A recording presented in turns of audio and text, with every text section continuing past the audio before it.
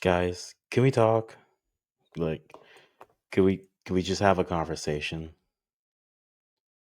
about what exactly? I mean, the title says it, but in case you were wondering, it's a curious case of dual nats, and I'm wondering where you all fit on this.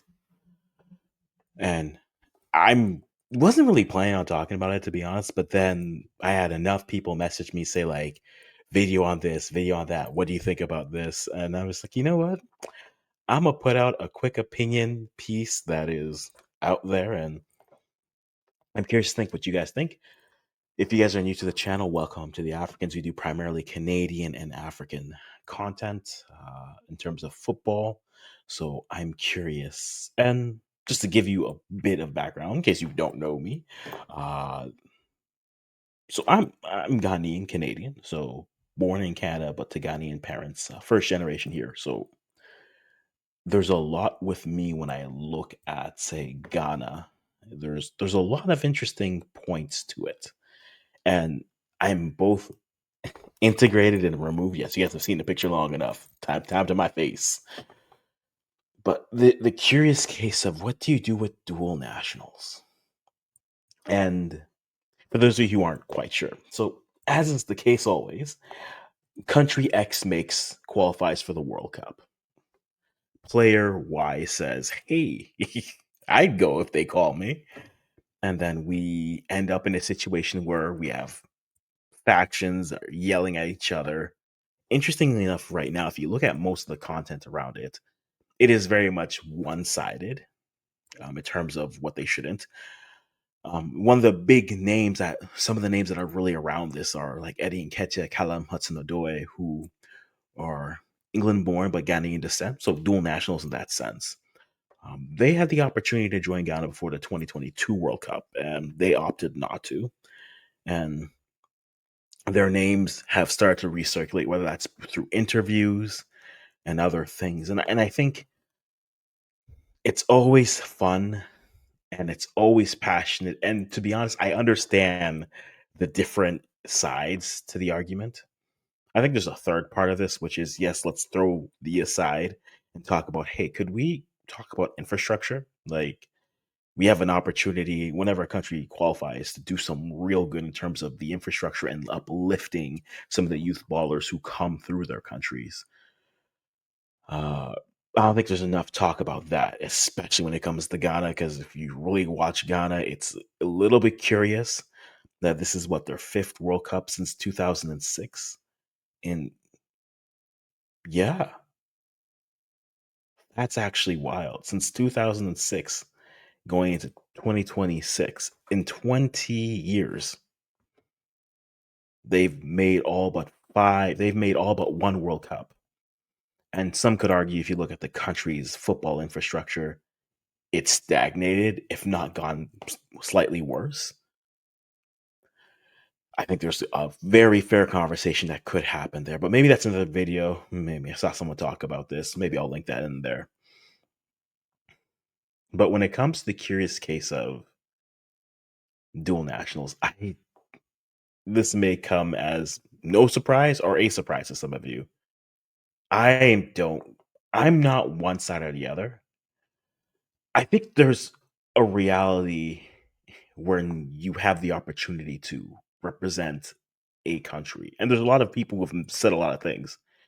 I think you're allowed to be patient with it, right? I think about this and I think and I hear Obi Mikel talking like we should get chase who you want to, but just accept whichever wherever you end up, which is fair, right? And that comes from the notion of not wanting to make it feel or seem as if the African side is the plan B, right? The idea of you're trying to chase, and we'll use England as this example. We're trying to chase England. England doesn't call you up. So then after chasing that for long enough, you decide, let's go back to Ghana or Nigeria or Senegal or pick whatever country you want and say we're going to represent them. I can understand where there is that level of frustration, especially from fans and supporters, and especially with the federation. because I mean it's a cycle wasted, right? In the photo there, you had a few names of that are circulating, but then you also have Tariq Lamptey who's there, right? And the interesting thing with Tariq is Tariq Lamptey did the same thing. However, after the World Cup, it's not as if he disappeared, right? When he was called up, he came. Only injuries have really slowed him down and stopped him. And he'll always get that love from a lot of the fans. He came, he just wasn't always able to perform. So I understand that point. I think for me, though, it's I think we need to be careful in terms of the nationalistic pride thing.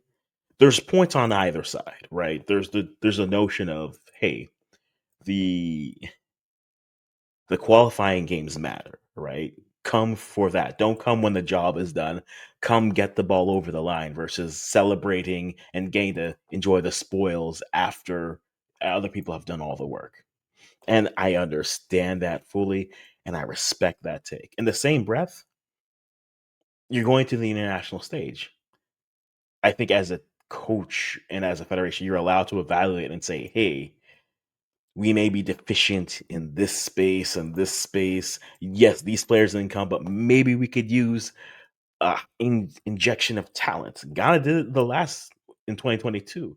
Iñaki Williams, Mo- Mohamed Salisu, right? Tariq Lamptey, and it was supposed to be Callum Hudson-Odoi and Eddie Nketiah. The interesting thing with three of those names, they all have a different.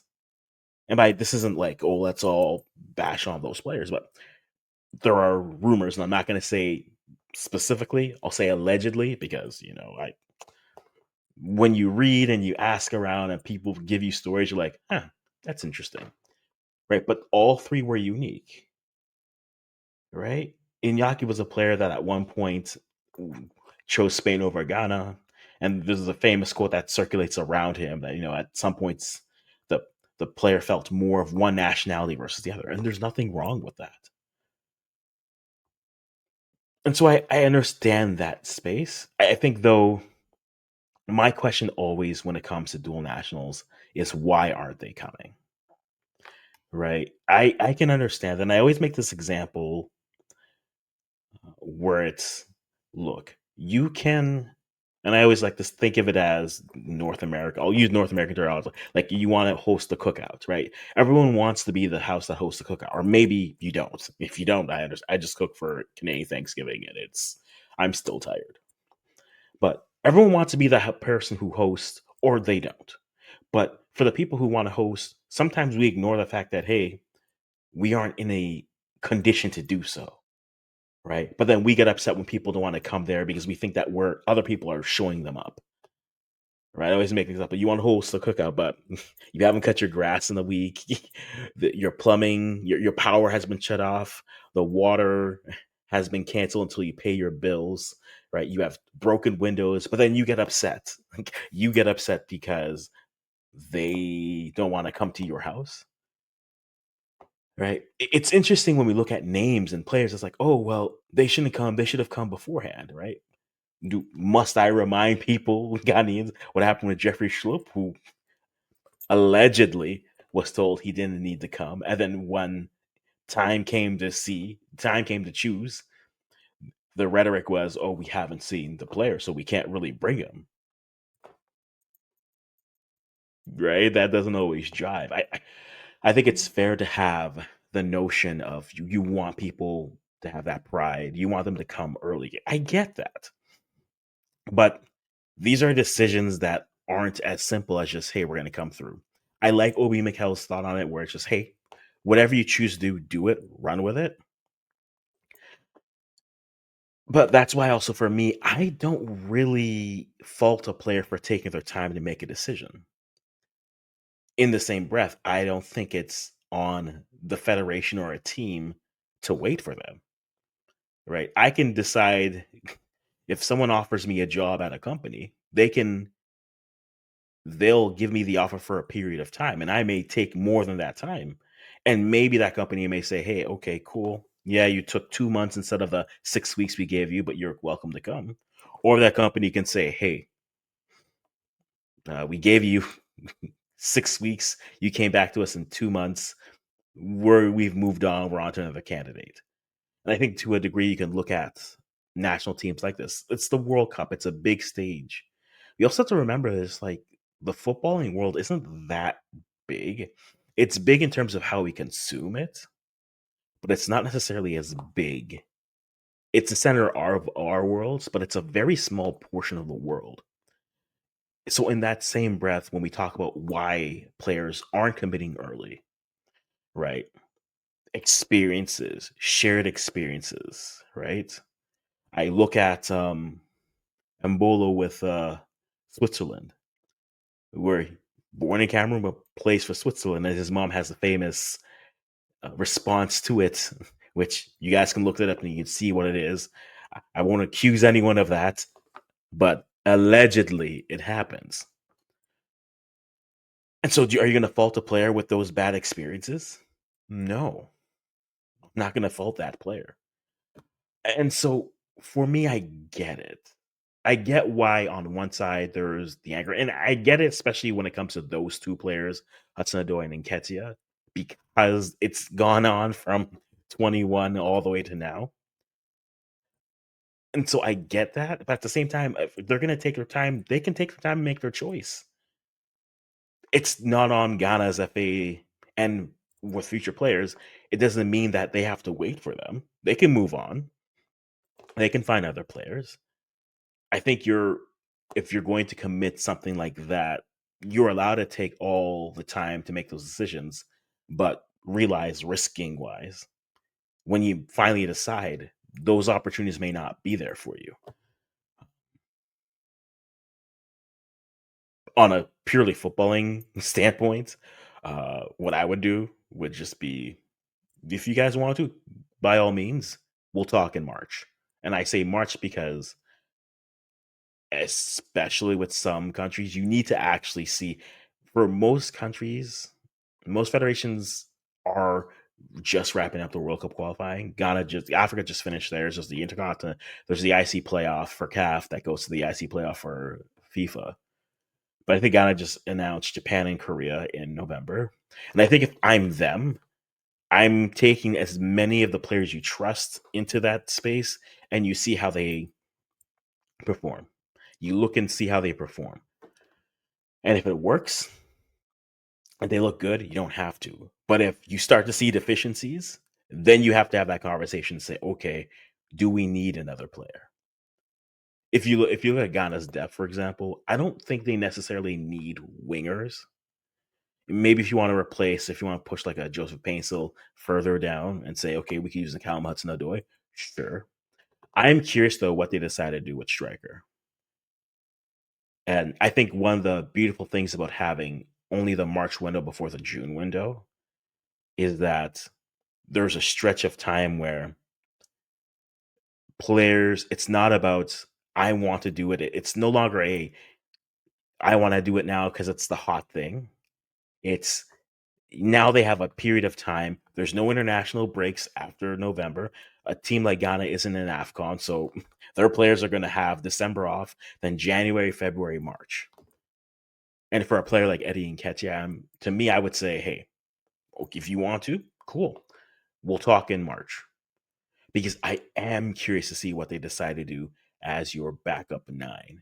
Jordan Ayew is currently starting there. If you think that's a great spot to be in, I don't. I'd argue Ghana has qualified for the World Cup without an actual striker, but that's another conversation for another time. But a player like Nketiah, I look at him and say, okay, you want to be on this Ghana side? Okay. Get your form up. Get your form up and be performing between now and March. And then if he's performing well, give him a call in February. Say, hey, we're going to call you up. See whatever friendlies you get, and then you evaluate there.